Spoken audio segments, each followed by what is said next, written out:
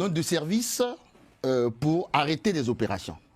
Mais ça veut dire qu'en matière militaire, il est officier général, donc il y a eu une note de mission à travers une note de service. Elle n'existe pas. Lorsqu'il commence les opérations, effectivement, c'est une expédition punitive. Le président, lorsqu'il parle verbalement, j'ai donné les instructions. Mais l'armée, la force publique, ça ne se passe pas de cette manière-là. D'où lorsqu'il arrête, à travers cette note de service, arrête l'opération du côté du pool, mais ça pose plusieurs problèmes.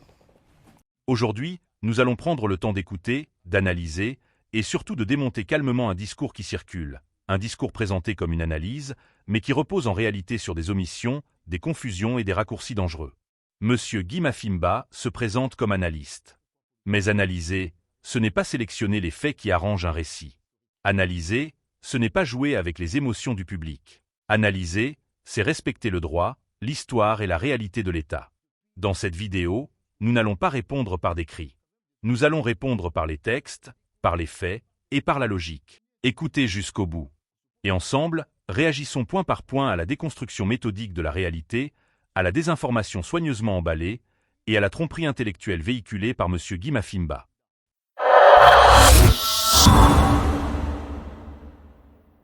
Avant de poursuivre avec la vidéo du jour, abonnez-vous à Action Denis Sassou Nguesso pour suivre de près les grandes réalisations qui façonnent l'avenir de notre cher Congo. Messieurs, cette semaine, on a appris la suspension par le général Oboa des opérations militaires dans le département du Poul. Guy Mafimba, comment avez-vous accueilli cette nouvelle qui intervient, je précise, quelques jours après le bombardement réalisé par les hélicoptères militaires? Je ne suis pas surpris. Je ne suis pas surpris. Pourquoi? Parce que j'avais dit dès le départ que c'est une expédition punitive qui s'est transformée en opération et un moment, il va arriver où le politique va récupérer cette opération pour l'inclure dans un agenda politique. Bon. Mais ce qui est assez trouble, et voire même ennuyeux dans cette affaire, c'est lorsque j'ai vu la note de service. Note de service pour arrêter les opérations. Mais ça veut dire qu'en matière militaire, il est officier général, donc il y a eu une note de mission à travers une note de service. Elle n'existe pas. Première accusation. Il n'y avait pas d'ordre de mission écrit, donc l'opération serait illégale. C'est juridiquement faux. Dans tous les États modernes, le président de la République est le chef suprême des armées. Au Congo, cette compétence est constitutionnelle et réglementaire. Le décret de 2009 existe. Il fonde clairement l'action des forces de sécurité. Il n'a pas besoin d'être réécrit à chaque opération. Sinon, aucun État ne pourrait agir en temps réel contre une menace armée.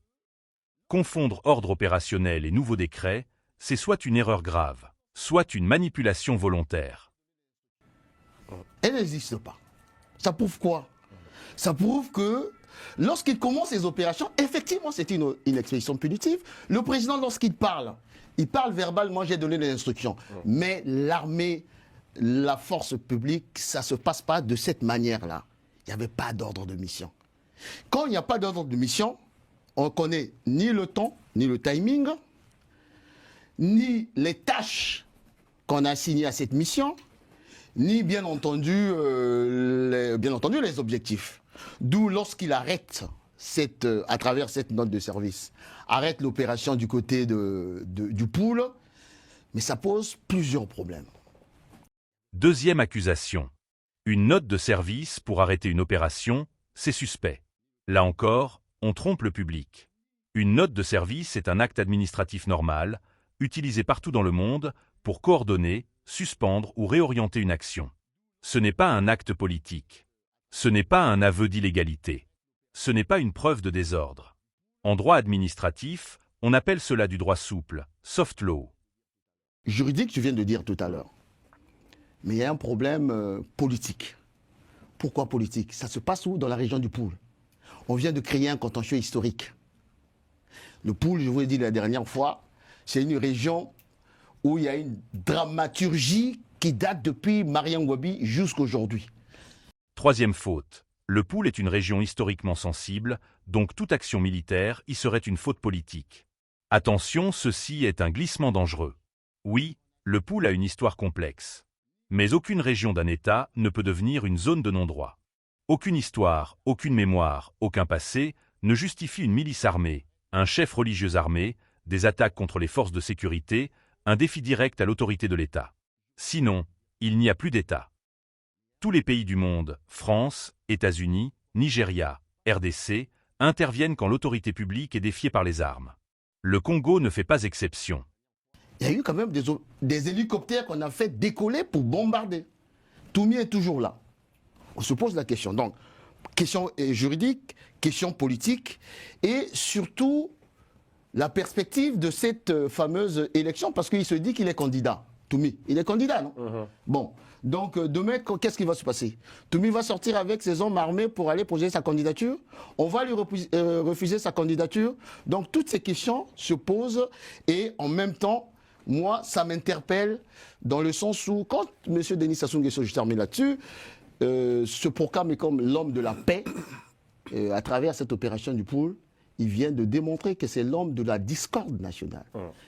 Dire que le président Denis Sassou Nguesso serait devenu l'homme de la discorde nationale est un procès politique, pas un fait. Les faits, il met fin à une opération quand l'objectif est atteint, il évite l'enlisement, il empêche l'extension du conflit. C'est précisément ce que font les chefs d'État responsables.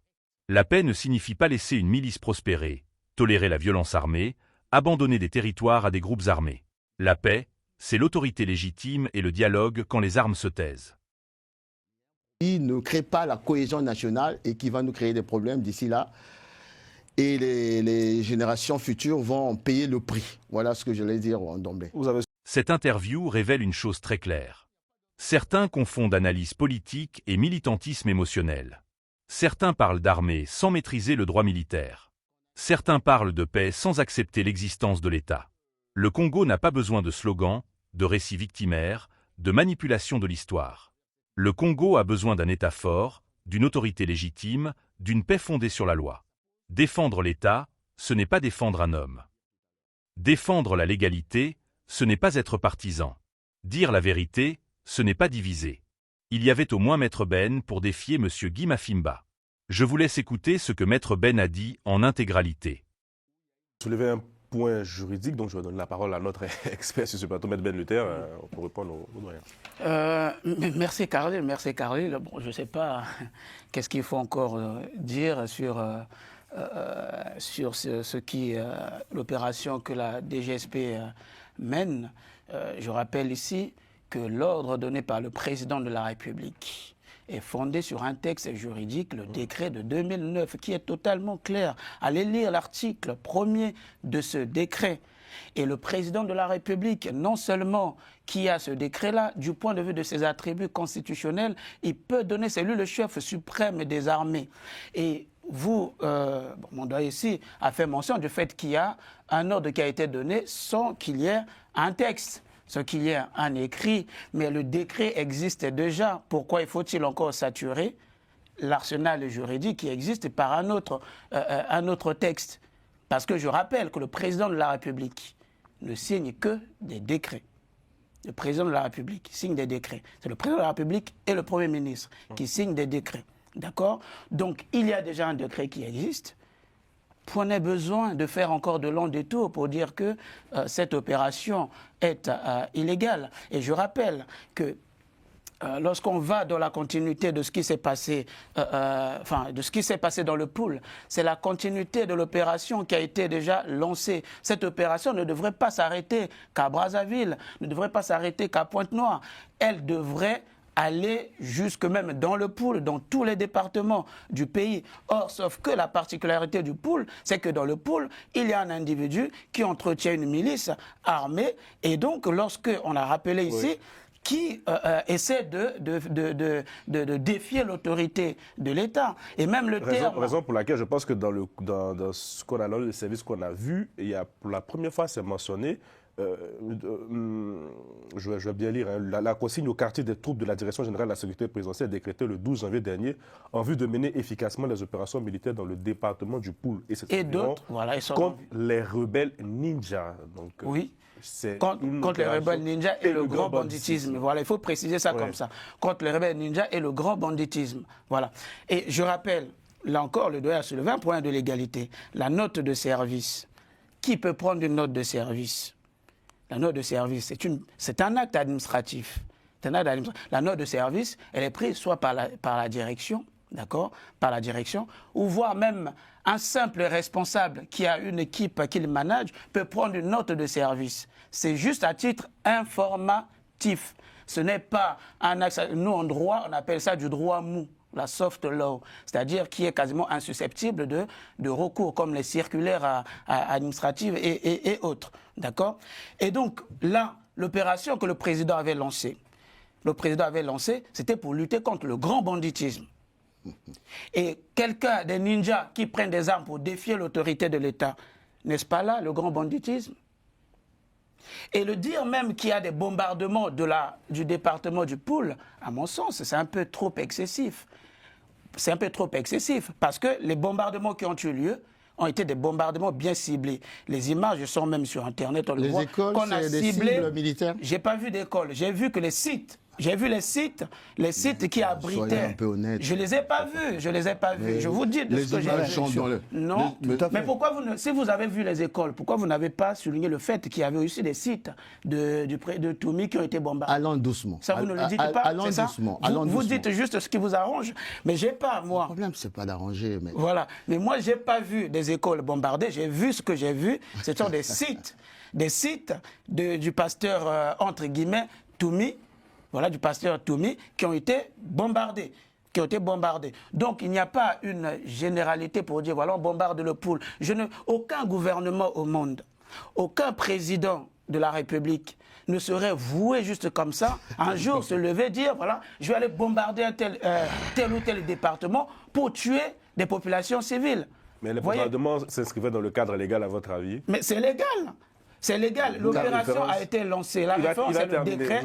C'est le décret qui avait été du 12 janvier. Voilà, qui légalise l'opération que le président a lancée. Bien entendu, tout est légal. Bien. Donc, parce qu'au départ, on parlait d'une opération contre les Koulouna, et là, on arrive maintenant contre une opération. Contre les Koulouna et le grand banditisme. Le président l'a rappelé. Président l'a rappelé lors de son adresse. Dans le Poul spécifiquement, il y avait aussi l'intention d'aller chercher les rebelles Nidja. C'est ce qui est marqué dans la note de service. Alors, je rappelle, je vous dis, qu'est-ce qui s'est passé dans le Poul? Parce qu'avant qu'on en arrive à cette note, on a vu que la DGSP était attaquée. Était attaquée dans le Poul. Donc, ce qui a confirmé qu'il y a le grand banditisme. Donc, il fallait mobiliser de grands moyens, attaqués par des hommes armés. Alors que les mêmes opérations étaient menées dans d'autres départements, il n'y a pas eu une telle résistance. À partir de ce moment, que voulez-vous que le gouvernement fasse? Bien, Lucien. Merci d'avoir regardé cette vidéo. Restez connectés et abonnez-vous. La vérité ne crie pas, elle s'explique.